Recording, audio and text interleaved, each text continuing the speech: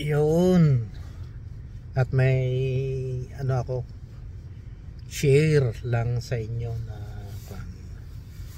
kasi hindi lahat ng nandito sa Canada ay maganda yung maganda yung kahihinatnan. Mayroon din tayong mga kababayan na Pilipino na ang kapalaran ay hindi maganda. Kahit nandito siya sa Canada, naging hindi maganda yung buhay. Kaya hindi lahat ng mga nagpupunta dito sa Canada na swerte. Mayroon yung swerte talaga. Kagaya namin, kagaya ko,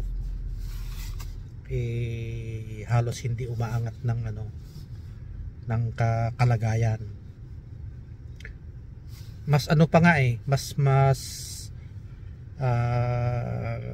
kung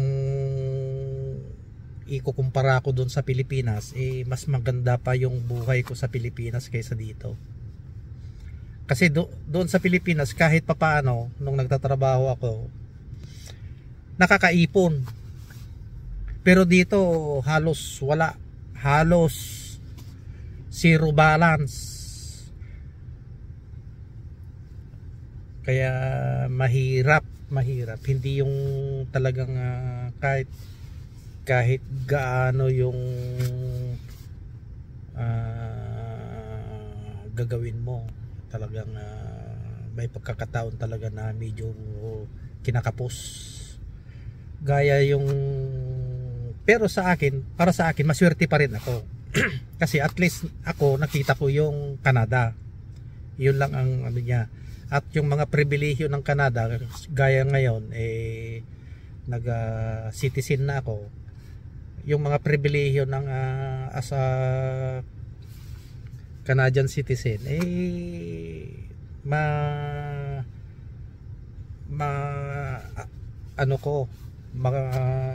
matatanggap ko. Pero itong isang kababayan natin dito na nandito lang sa may tabi natin, hindi medyo pinalat. Ewan ko kung anong nangyari sa kanya, kasi nandito lang siya. Inoccupy na kasi yung isang upuan dito sa may anong tawag dito, pathway.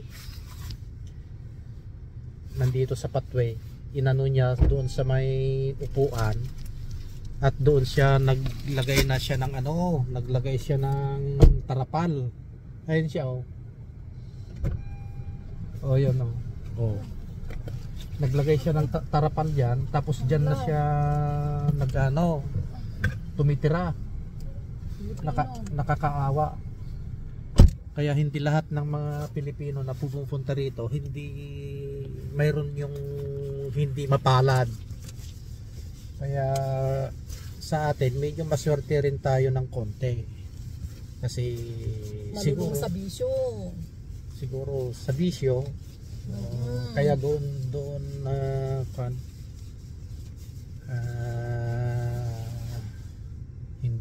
hindi niya na mai-concentrate magtrabaho kasi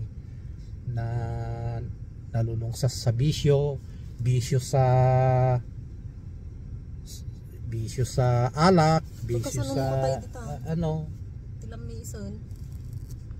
andan siya. Yun yung niya, yun yung niya, yung tarapal, binalot niya ng plastic, tapos niya doon sa tabi niya, linagyan niya ng may foam naman doon. Foam? Nandun sa ilalim may foam kaya doon siya binalot niya ng plastic para hindi masyadong magtagus-tagusan yung kaya lang pag humahangin na pumapasok yung hangin. Kaya kawawa. Anong kawawa? Ano nga kasi libre siya ng binabayaran. Walang binabayaran na kuryente, bahay, walang binabayaran Bills. na wala siyang binabayaran ng bills. Tapos pagkain binibigyan siya. Hindi na kailangang magtrabaho. Tapos may makukuha pa sa gobyerno. So, minsan na puntahan nga natin to pag may time para tignan natin kung ano yung may tutulong natin na konti. So, hanggang dito na lang po ang ating video ngayong araw. Trabaho mo sa dagitan niyo.